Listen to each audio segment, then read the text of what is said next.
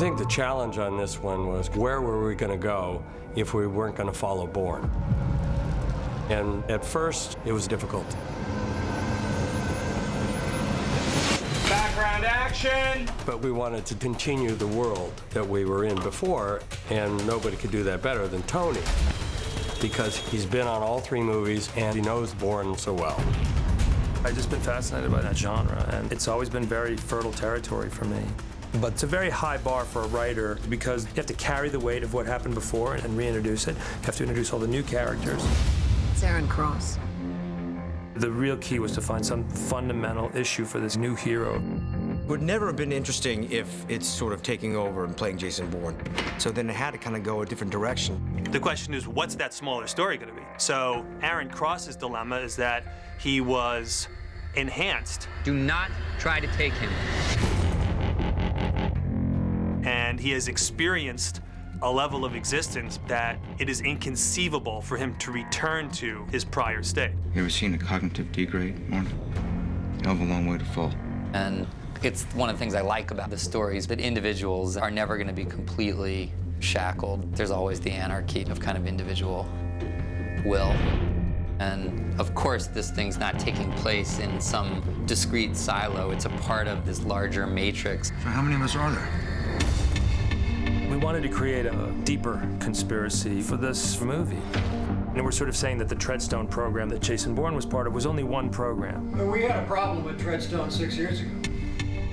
In the first franchise, the conspiracy side of it is really an intelligence agency failure.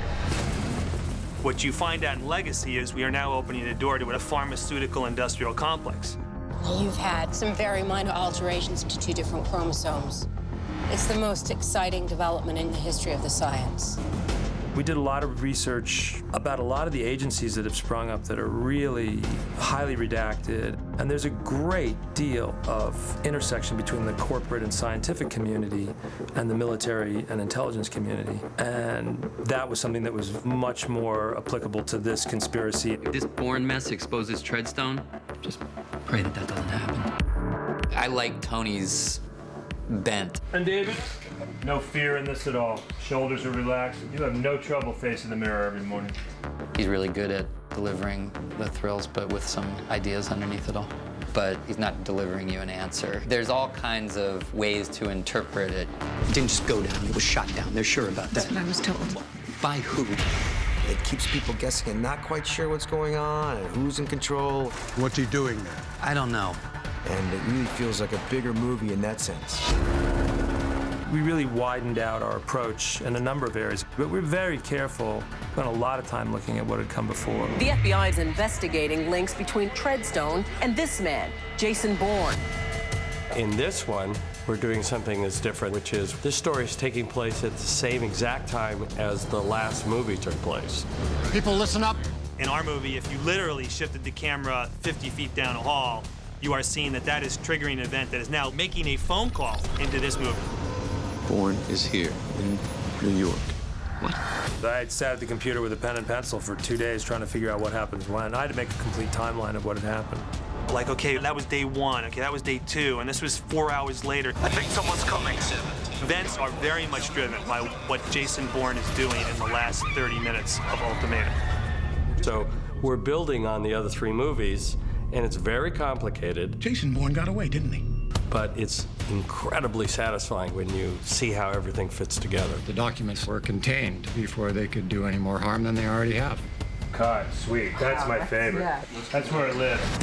The fact that Tony Gilroy wrote and is directing it is so helpful. He's always telling us where the story is, and it's terrific.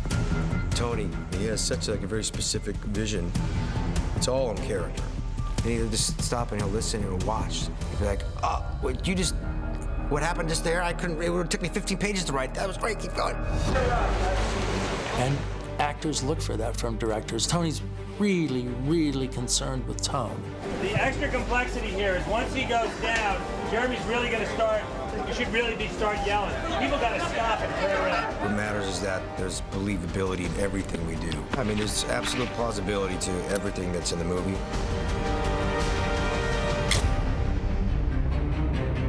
It's being filmed in this very real reportage kind of style. Background!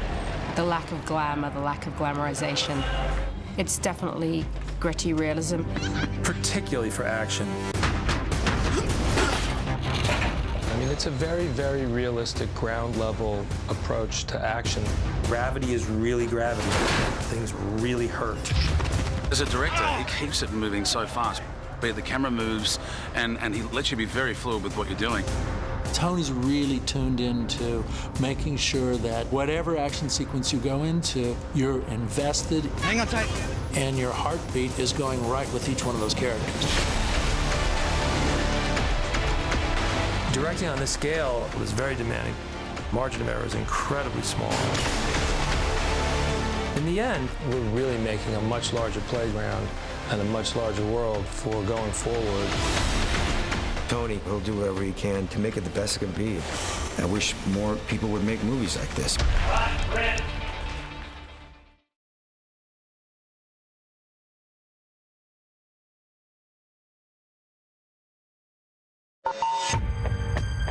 There is nothing that you wouldn't do for this country. Will you give yourself to this program? Let's go. Aaron Cross is a brand new kind of agent. Never seen evaluations like this. He's someone who's been living in darkness, who's in light. He's almost superhuman. You see him in situations in which absolutely would terrify the normal person. He's a very complicated guy, and he would rather be dead than go back and be who he was before.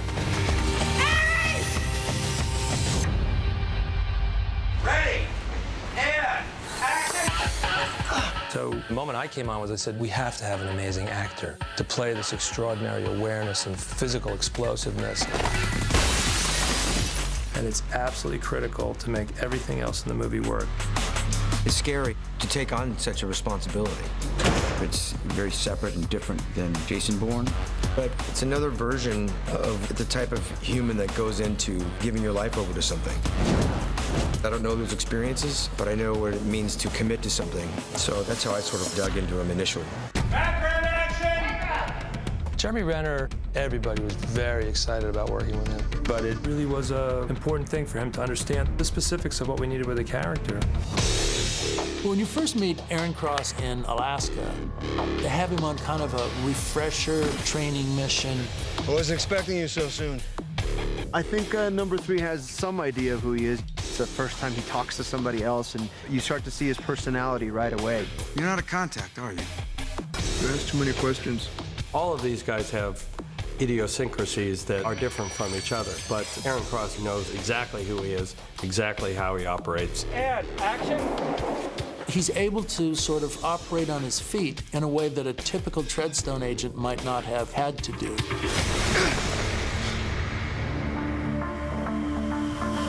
There's an ability to blend in.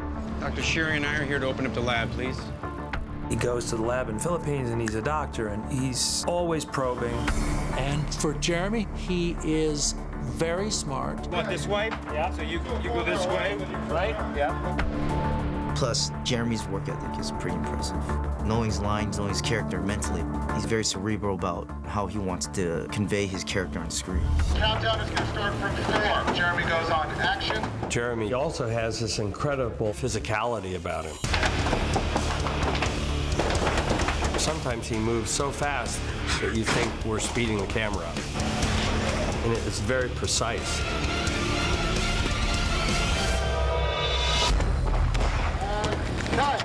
Jeremy, you okay? Yep. I actually was lucky enough because of all the fight coordinators and the stunt coordinators and the second unit director, Dan Bradley, and a lot of the same guys. The 3 movies I did right prior, back to back to back, so it's seamless. All the stuff I was learning, I could take over to this and actually use, and so I had a nice running start. A lot of his system is already based off, I would say, Kali or Filipino martial arts. Incorporating a lot of Japanese elements, like the Japanese jiu-jitsu or judo-like throws. Jeremy's actually really good. His body mechanics, his explosiveness. It's hard to believe that he isn't a lifelong martial artist. He's a guy who's learning it as he goes. Frankly, Jeremy would make a fantastic stuntman if he wasn't already a fantastic actor. The scene at the waterfall in Calgary was something that we were concerned about from the very first time that we saw the location. We had a helicopter bring in a hot tub. We had an ambulance standing by. We had 3 or 4 people whose specialty was hypothermia, but we weren't exactly sure what was going to happen. I didn't think I was going to be able to do it. There's no prep. That's what I was so stressed about. How do you prepare for that? I mean, I can prepare for a jump or a stunt and work out or whatever, stretch, and you just go get cold. That's it. And Jeremy sort of came out. He said, "Are you guys really ready?" And we said, "Yep." He said, "Okay, let's do it." Bam, goes in and does it.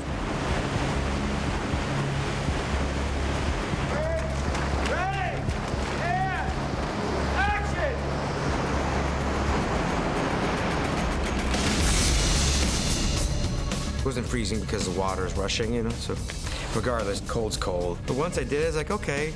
I mean, don't get me wrong, I'm not jumping in the water again, but I'm glad I did it.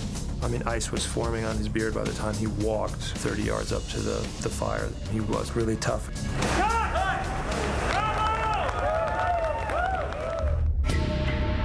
But I just didn't want to be any sort of Terminator, to where he's not human just because he's a super soldier. So it was really important for me to find the humanity within this character. The outcome program, I think one of the unintended circumstances is there's an emotional component that they can't control. There's emotional noise in outcome agents. They have feelings about things. What's your name? Kenneth Kinson. The very first stuff that we shot was the Kenny Kitsom stuff with him. And Jeremy, everyone knows he's an amazing actor. But we start shooting and you're wondering, is he a movie star? Is he gonna fill the frame? Is he the guy you wanna be? Is this a test? Yes, it is. And within a take, we literally were all looking around at each other on set like, wow.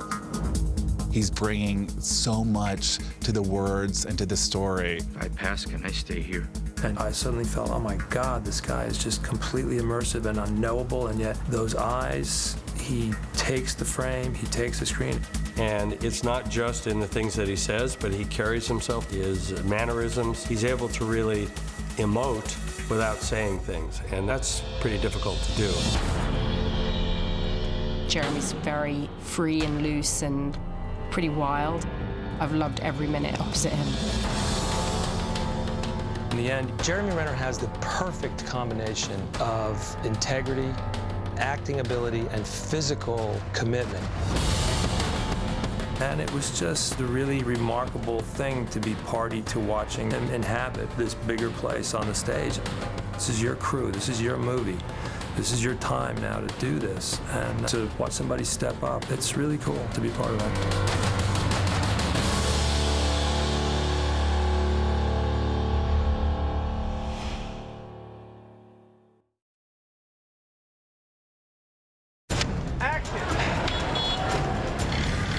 Locations are my most favorite kind of sets. I just think it's so exciting to be able to shoot in places that people have never shot before. In making the Bourne movies, we always end up going to at least 2 or 3 relatively exotic locations in each one.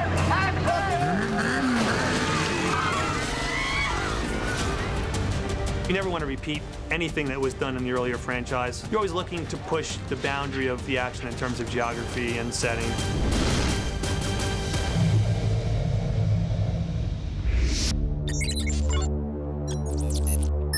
We're in Kananaskis, Alberta, Canada. And this is where we have chosen to have all of the locations that take place in the Yukon. You gotta love working in Alberta. Hardest working crews.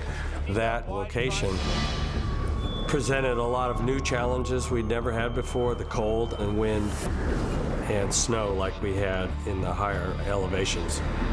And we had to shoot in the middle of nowhere. Right here? Yeah. You should step out. Right here. Canada. It was a very difficult location to get into, very difficult location to prep. A lot of people had to hike in. There was a limited number of people who would fly in. We had a very limited schedule to shoot there, and there was really no room to fail. Action! So you expecting something? We're currently at the cabin site, which is in a big valley alongside a riverbank.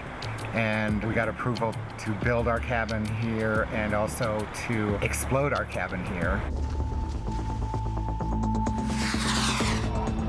Really good. Yeah, We set the 4 cameras in position, got them all barricaded and protected, and then we went hot and blew up the cabin.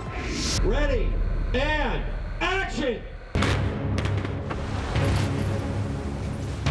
There once stood a cabin here this morning, and now this is all that's left. Canada was challenging in a way I had just not anticipated. Rob, are we close? We hook them up? What's You're in a good spot, Jeremy? Yeah. I'm gonna take the ladder out? Yep. All right, here we go. But we got out of there in time and we made it. And once we had done that, the company was so exhilarated. You know, the core people that were going to have to go on to Manila, we really felt that we had some real momentum and there was nothing that could stop us at that point.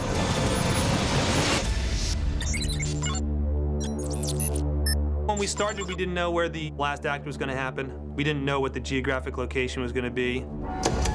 Pat and I went to Jakarta, Ho Chi Minh City, which is Saigon, and Manila to see which one would work for us the best. Manila was the one place that really had, you know, this great look, this very Bourne-ish, gritty look. When they scouted, they needed something different. They wanted to see our culture, they wanted to see our markets, they wanted to have a city by the water. Of course, they wanted to find out if there was an infrastructure for filmmaking. The biggest strength that we found in Manila was that they had a history of making movies, whether it was Apocalypse Now, Born on the 4th of July, Platoon. They actually knew what it was like to do it. 3, 2, 1, go! The Philippines has played almost any country, Thailand, Indonesia, Vietnam, Panama. It's only now that we're filming Manila's Manila, which is great for us. It's a chance for us to be shown. Manila. She took American 167 to Manila. She landed 45 minutes ago. For the first time, we really get to absorb the vibe of Manila. All the Spanish influence, the American, the Chinese. In Manila, there's the jeepney that is modeled on the American military jeep. The great thing about them is how they're painted and how they're finished. And they're definitely in our movie. We've been filming in parts of Manila that many people I've met who live here have never, ever been there. These are not places people go every day. And the fact that it is real and the fact that we're close and in your face really gives a perspective that you don't find in the guidebooks. Everything's been written for the actual locations. Being on the rooftops and wandering around there for 3 days and seeing everything that's up there. You're really writing into this street, that door, this alleyway, that bridge, you know, that road, that market. And we were actually able to find some new things to do based on what Manila supplied. That was very good. We should get there. Let's come off these tops, your eye line, and go deeper. We do a rooftop chase that, frankly is not new in the action world. But it's like for the first time we see a guy climbing a wall that's, sprouts. It's all Re-Bourne. 3, 2, 1, action!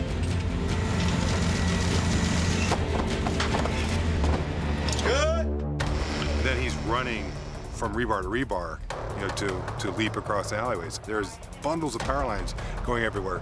So that became an inspiration for something you see in the movie, where it's like he actually runs one of those power lines to help him negotiate this rooftop course he's running.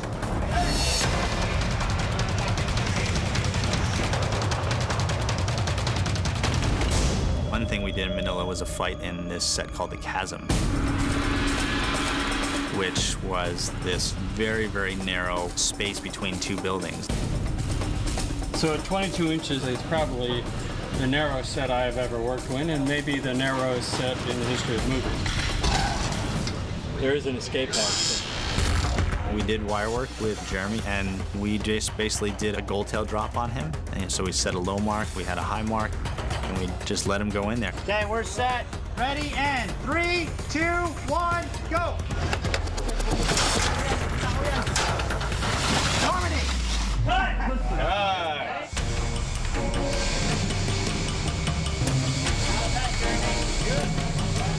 journey from the top of that roof all the way down to the ground is quite impressive. Just the sheer amount of cameras that we had set up there. And the way Robert and Tony and Dan have thousands of extras, and we're doing our action within that, that's something I think that'll be unique to this film.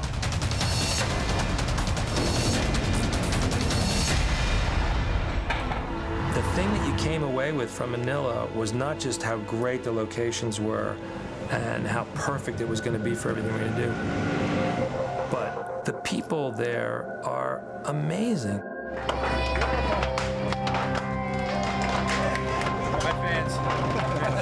You see these gorgeous people with the biggest smiles on their face living in squalor. There was never an issue with the amount of chaos that was around us all the time. It was quite tremendous. We could really go for what we were going for because the population was so cool and made it worth it to dig into those locations. It's been such a rush to do this. And we cut! We blew things up, and we fought with wolves and went on all those rooftops. There was a goal line every single day, and we got through it.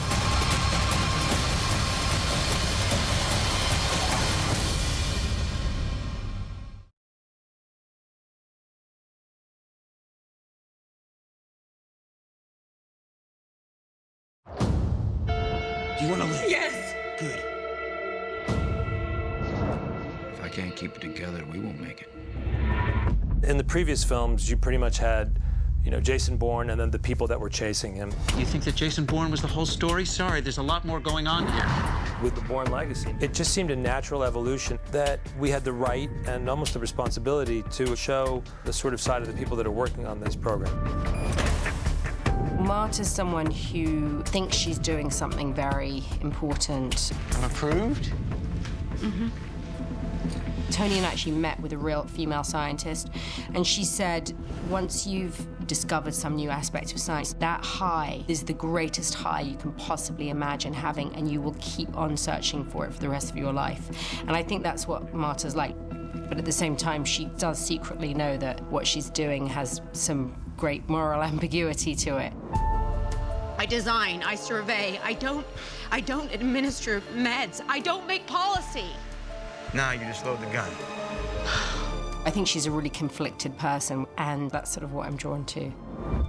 Tony really wanted to have a history between Marta and Aaron, and it's kind of tension at first.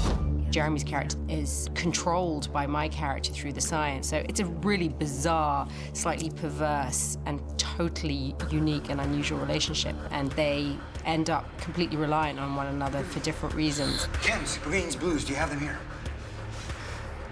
No. Here? Here. No. Well, where then? Where? Where do you have them? It's like we need each other to live, and that became really something we ran with. Jeremy and Rachel. We had to do some very intense things with them early. We had to do the scenes with them driving and getting together for the first time. And we were all sort of getting to know each other, and those were very hard days. Andrew, we got it better before. Tony's a very unusual director. He's got a great sense of control and order, but he's got a real kind of rock and roll streak in him, a raw edginess. And Jeremy and I are very similar in that once we start working, we never talked about it, we don't rehearse, and neither of us like sitting there analyzing the scene. It's just do it again, do it again, do it again. And if it sucks, then we'll do it again.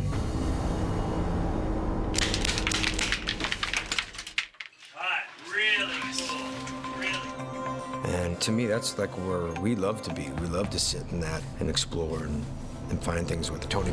I think they work very similarly. They like to work how I like to work, and so we're a week or two in shooting. It was like, all right, now we're into something. And so we hit a rhythm after that. And suddenly there's this chemistry that kind of comes out of the situations that they're in. And to see them playing back and forth between each other was just incredible. right, let's put the panic back in this room. The fight in the house is interesting because Jeremy and Rachel, it seemed like they're very comfortable with each other, and that they trusted each other's ability. Action!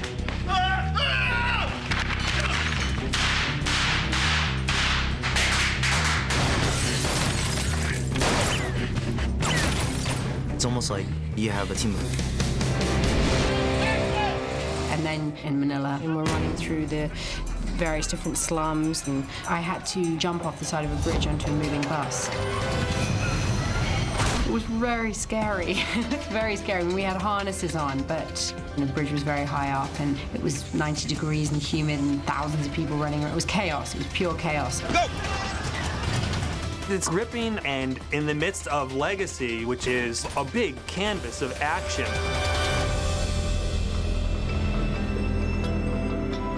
you have these two characters who connect. And it's these small, intimate moments that we have. They're really, really important. Those little emotional, microscopic scenes where there's nowhere to hide and nowhere to go and no one to help you. Like the motel room scene between Jeremy and Rachel. You've done enough for me. It's really those little moments finally in the end that, in the midst of all this craziness, are the thing that are the hardest thing to do and things that I'm proudest of. Rachel made my job so easy. You lock in with someone that is so skilled and so giving. It's like, wow, and I don't have to do anything except react. Awesome. We've come a long way to get this right. There were several different possibilities of the ending of the film that would have been successful for their relationship. But I'd say the biggest surprise of the whole film was that when we got to Manila and we got near the end, it kind of became really clear that we really had a love story that had really evolved between the two of them in a really quiet, organic way. Are we lost? No. Just looking at our options. And so in a really cool way, the way that people really fall in love, we were kind of on the same path. I was kind of hoping we were lost. And to get Jeremy and to get Rachel, to get the right two people in those parts, was great for us. Cut. Okay, that was worth it. All right.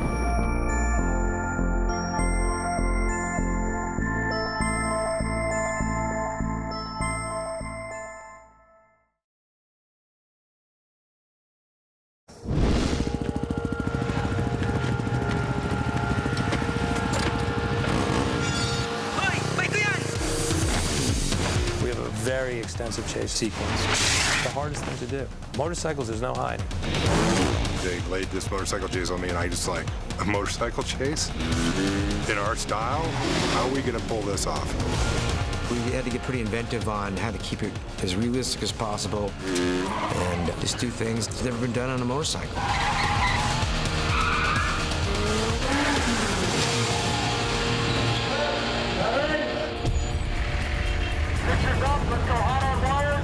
It's always a challenge to come up with a fresh new action beat. So we bring in our second unit director, Dan Bradley. He's the Michelangelo of action at this point in the world. He's a really imaginative nut. His passion is making films. He lives, eats, and breathes it. He works hand in hand with Tony Gilroy and gets bullet points from Tony, and then he just fills it all in. Oddly enough, I never start off from a place thinking that I have to come up with a super stunt. But I absolutely believe in character-driven action. You know, you're just really intense and on the hunt. I think you stay there 4 beats. These are extraordinary people moving through it, but it is a real world with real consequences. Everything has to be believable. I had some huge concerns about this motorcycle chase because you want to see Jeremy Renner as Aaron Cross on a motorcycle. You don't want to see the back of the stunt guy's head. Car chases are very easy. People inside cars, you can have a green screen outside. Motorcycles, it's faces and it's your real people.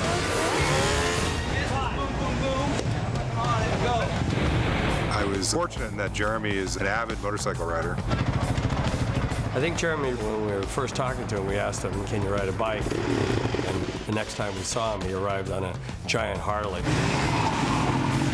so we knew it was okay.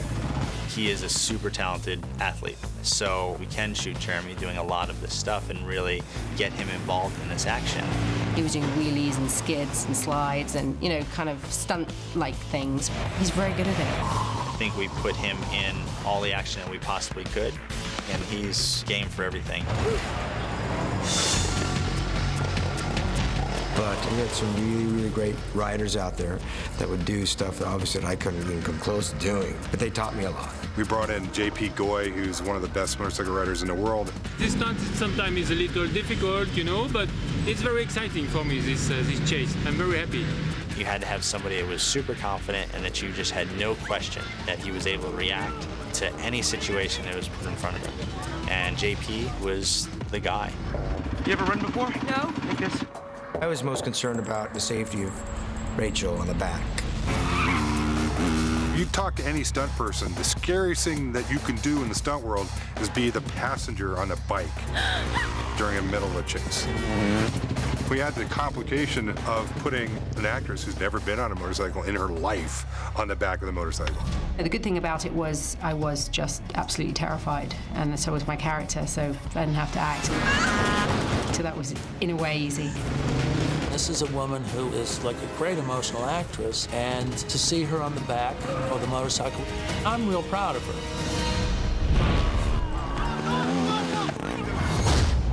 We were very happy with where the chase had come to, and I knew that I wanted something interesting and something cool for Aaron to do. For a long time in the script, this moment was written to be determined because I didn't know what it was. In the script, it was written as a cool as F gag. Dan's like, yeah, I think right here we're gonna, you know, jump a motorcycle here and slide it down, and everybody's like, where's that in the script? I'm like, oh, it's the cool as F gag right there. It's really difficult, if not impossible, with two people, incredibly dangerous with one. So we employed a very sophisticated 3D wirefly system that we had one day on this bridge. We were allowed to be on it. We did the shots. And it went off without a hitch.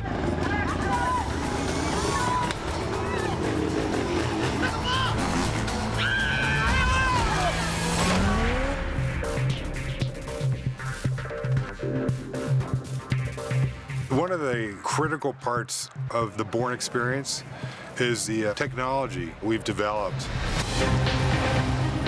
We have about 12 different motorcycle rigs that we'll be using. Tow rigs. We have a stoppy rig, which is a front wheel wheelie, and then the go-mobile. The go-mobile kind of looks like a car. It was developed for Bourne Supremacy. And on Legacy, it was more of a camera platform. We were able to get, you know, a techno crane on it. We were able to get camera operators. We were able to put 3 cameras on it and really get in the middle of this chase. Go-mobile's flexibility and what we could do with it allowed us to safely have a guy in mid-chase jump from one motorcycle, land on another motorcycle, and, you know, he basically upgrades. It took a little head scratching to figure out how we're going to pull that one off with Louis, the actor, doing his own jump. And he's never done this before. You've got to act, but still maintain your speed between yourself and the go-mobile. Driving one-handed, it's controlled chaos. But there was a wire that traveled with him that was over his head, so he couldn't possibly hit the ground. We pulled it off safely, and it's a pretty spectacular shot. While I was dreaming about this motorcycle chase, I really wanted to find a motorcycle crash I'd never seen before as a way to take out larks. Tony had found this pier. This is where he wanted the climax to happen. We're in Novato's fish port in Manila. We're going to be accelerating a motorcycle down a track. This actually became one of the most challenging things to work out and to figure out how to do safely. So we had to do several layers of testing to get to where Dan was happy with what we saw. We did it with all the cameras looking toward them, and then we did it a second time. We had a camera on a motorcycle chasing everything.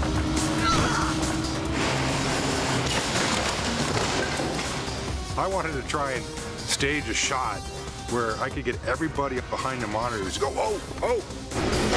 This is some real stunt work. The people are really doing some amazing work.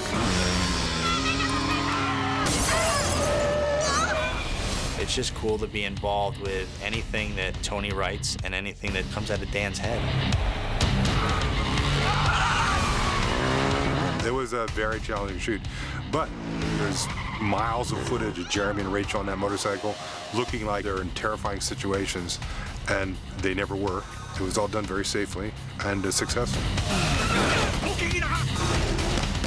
I think we did some really cool stuff, and more importantly, we captured it on celluloid, so.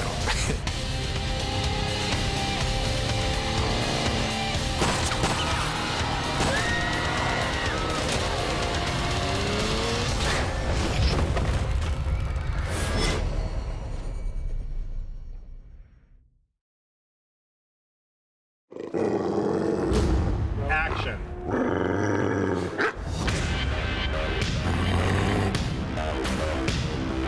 There's a whole wolf sequence in the film. 6-7 months before we started shooting, we started thinking about it and coming up with strategies. There was a lot of early conversations about how we were going to do this.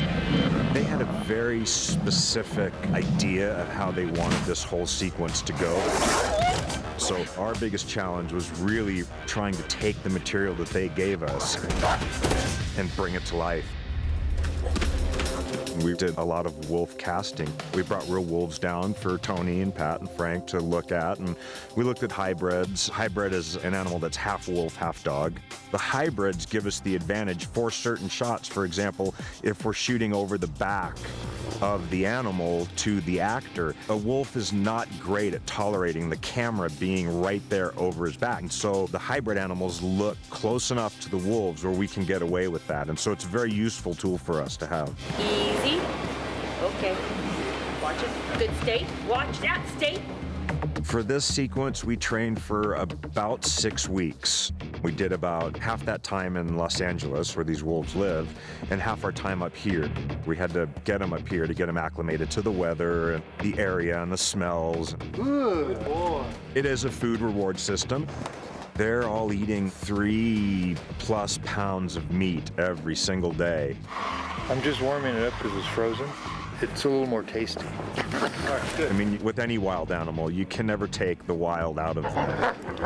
But they learn to work, and somehow they like the challenge of it. All right, good boy. So we're going to go into a full lockdown here. We can bring our wolf out. Party is out. The greatest, beautiful, beautiful animals. And to be in that kind of setting with them, too, it's really great.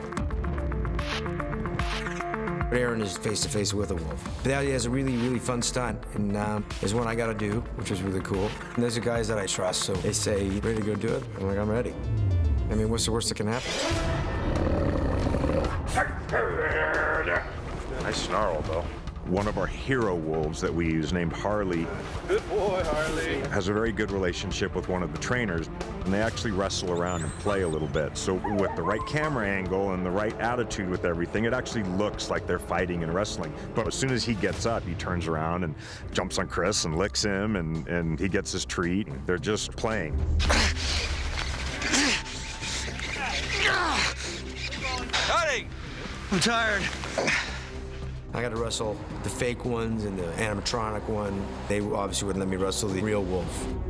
We were asked to come down and look at a sequence of the movie where a wolf gets snared and is hanging upside down by its back leg, and that's something that a real wolf wouldn't be able to do.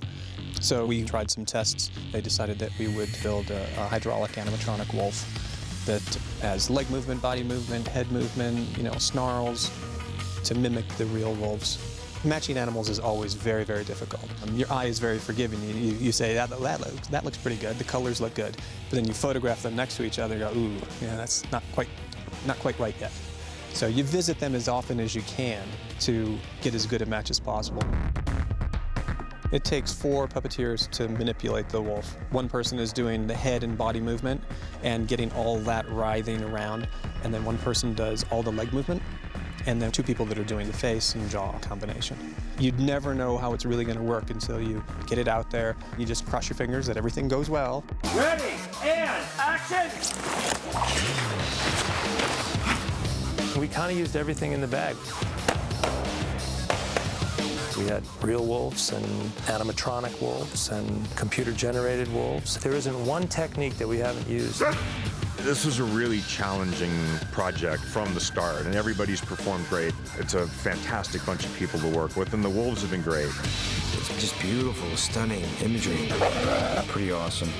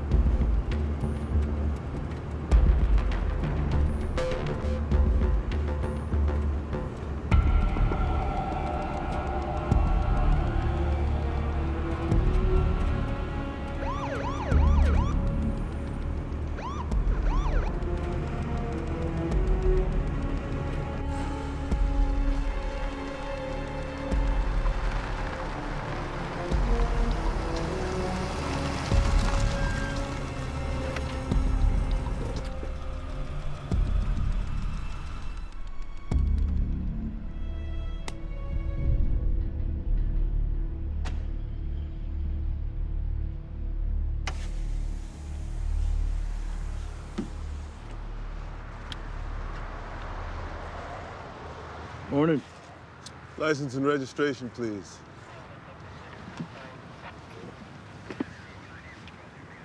Is there a problem? You're going 78 and a 65. Really? Unless my speedometer's messed up, I could swear I was just going 65. Where you headed? Milesburg. Son's got a soccer game this afternoon. You live in Chicago? I do now. And we're divorced. What do you do there? Well, I was an electrician. Now I just drive a shuttle for O'Hare. Are you coming all the way from Chicago to see a game? You have kids? I know Milesburg. Where's your boy play? At Edgewater, down by the river there at the park. It's just a pee-wee league, but you wouldn't know it by the parents. They think it's the World Cup. It's pretty intense. Mind if I check out your trunk? Yeah, go ahead.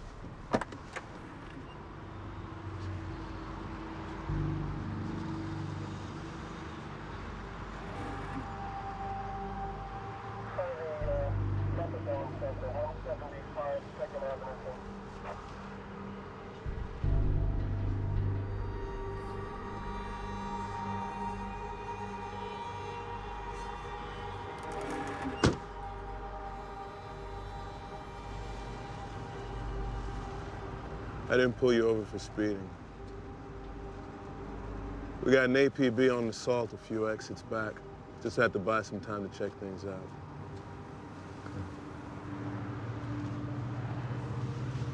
Thanks.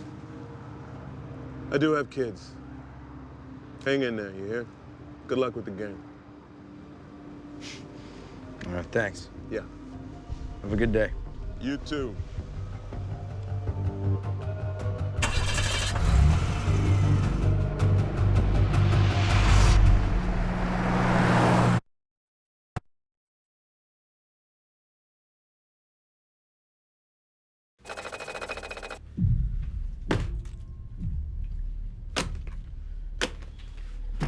So what? Well, we're thinking now it's possible we caught a really lucky break here. We're closing down outcome as fast as we can, which means dealing with these residences and personal effects. Now, a lot of this is really still preliminary. They've been hiding shit. There is a pattern of hoarding that suggests a pretty developed level of paranoia. We've got 2 confirmed cases so far. Hoarding what? Credentials, ID, weapons, money. Medication. They've all been stealing program medication. This is from number 4. They found a second apartment in her building. This was taped inside the ductwork. She had 12 full greens and 9 blue 250s. Number 3 had enough chem stash to go 18 days off program. Clean up the rest, write it up. Let's get something out of this.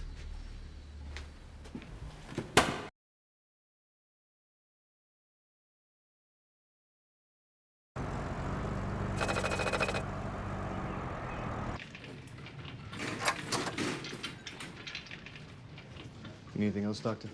Could I try calling my daughter again? A couple of minutes privacy? Yeah, sure. We'll be right here.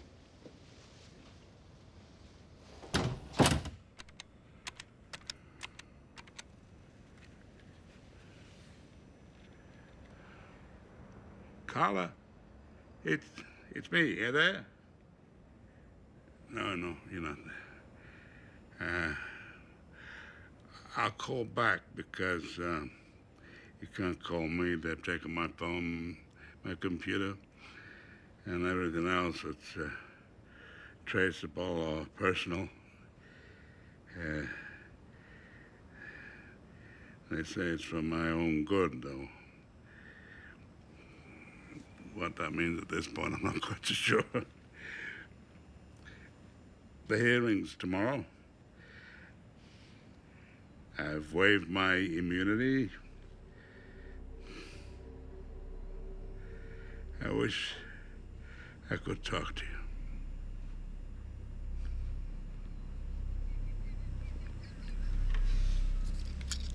you. I'm sorry. I'll call back. Thank you, madam. Going to add the tomatoes as well. As you can see, the vegetables are stewing gently away. I'm going to add a bit of white wine. The vegetables are ready. What I'm going to do now, I cover them up. Let them cook and stew for about like 5 minutes like that. You want to keep it out there. You don't want to prepare, stew. You don't want to cook for hours. You want to get that nice and crunchy. At this point, I like a little bit of vegetable stuff. Turn the fire on. In the meantime, check the pasta. We're bringing it into the boiling water.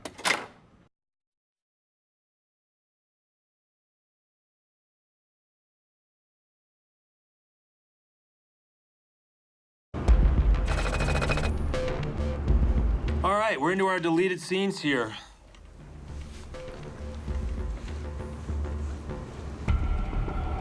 Another car interior. These all happen in our movie. These are not things that don't happen in the movie.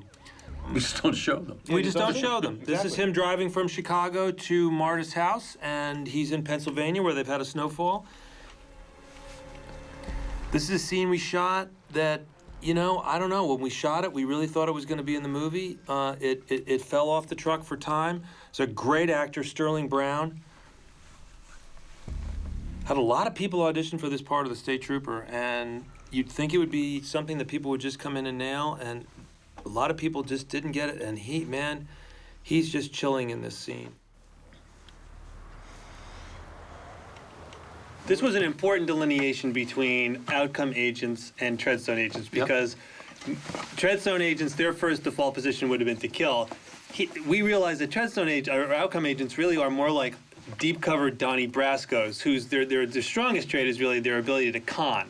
So it's the fact that he meets the hardest ass state trooper on the planet, who questions him to the 10th degree, and he can jump through every hoop and never break his cover down to the soccer ball in the back, which was a great production design. So I was sorry to see it didn't make it into the movie, because I thought it was really very... It's the opposite of the Bourne movies. In the Bourne movies, this scene goes wrong and he fights his way out. Yes. And it was very important for us as writers. This scene was way more important than it ended up in the movie, because for us this was the opposite scene than very a Bourne early scene. on, we decided that the first time he came in contact with the police, he was going to talk his way out, and not fight his way out, because in the Identity, he fought his way out of the Swiss park. But this got you somewhere. Like, this scene got you to the place. It got us to other places, and then we didn't need it. Then it was too long, and we couldn't cut it down. It's a long scene, and it was very easy to cut. We loved it, but... I also love that frame. That's an anamorphic frame that, I live for that. And we had great weather. We had a great location. The snow looks wonderful. It felt great. It just doesn't need to be in the movie. No. And the fact that he would go that far and have the soccer ball and have a cover story that's so deep and complicated, and the picture of his wife and son in the wallet, and really be that together, and yet be that together to kill if he had to. It told us a lot about him, and we ended up... he wins the guy over at the end. It is a Bourne head fake. The guy tells him to hang in there. It's a Bourne head fake, yep. Yeah. But this really happens in our movie. This is part of our movie. On the way to Marta's house, this is something that really happened. So, and all three of our deleted scenes are things that happened. So there's some satisfaction in that. Having to call an actor up and tell them that their scene is not in the movie is not the happy experience. But Sterling, you're in the DVDXtras and you rock. He's so good. And there goes Jeremy, and he's on his way to Marta's house.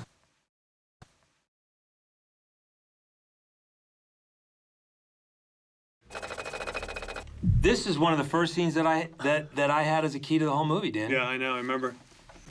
This was the idea that all the agents were pulling at their leash, that none of the outcome agents were really trustworthy when they went back and shut down their lives, that they were all pulling at the boundaries of what had been asked from them, and this whole sort of Spartacus subplot that the outcome agents had been made just a little too smart and just a little too switched on to be controlled was really important to me, and this was very, very hard to lose. This stayed in till the very, very end. This is the last thing that we Jeremy references it with Marta when she tells him that he's been viraled out phys meds, and he says, this is a short leash, just to keep us on a leash. It's really sort of been reduced to that.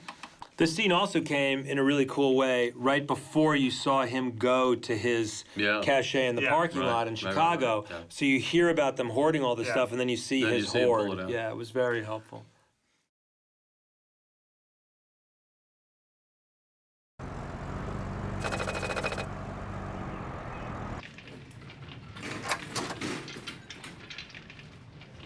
Anything else, Doctor?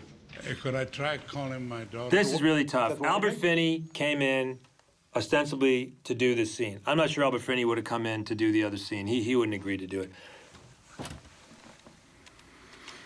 It was a moving scene to shoot. It was a very exciting thing to be on set with him. We were very proud of it. This is a great actor with the accumulated life experience and chops. To give this character that kind of prior life is really interesting, because he's got this, you see this other side of this guy that you see in the other movies. It's very interesting. This malevolent guy in Ultimatum who turns out to be this easily shatterable human being, calling his daughter, not getting her on the phone. And why did you take it out? What do you feel the reason was for taking it out? Time. Pacing. It was a pacing thing, Momentum. And in the arguments about time with the studio and everybody else, if the movie can work without it, you're sort of guilty argue. until proven innocent in a way at some point. And this was a sidebar to who we're really following, which is Aaron and at this Marta. point in the story, you're desperate for the two of them to get together.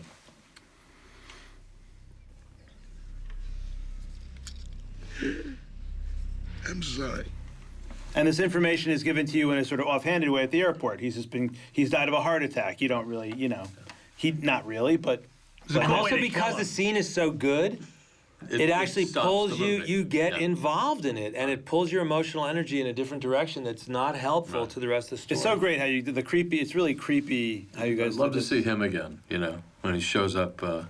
And then this character, This is Leonard who shows up Who shows outside up her outside house, the and that house, was the other thing. All of a sudden, there's this, you know, it had a lot of connective, It really was great. positive stuff, and a lot of effort went into how he gets out of this room here and went with this Israeli. It's the Israeli assassination key. team, all in Yeah, it's the Dubai key trick. Yeah.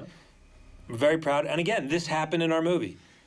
This really happens. So these 3 scenes that you're seeing are all stuff that are in the movie. And there you go. Wow.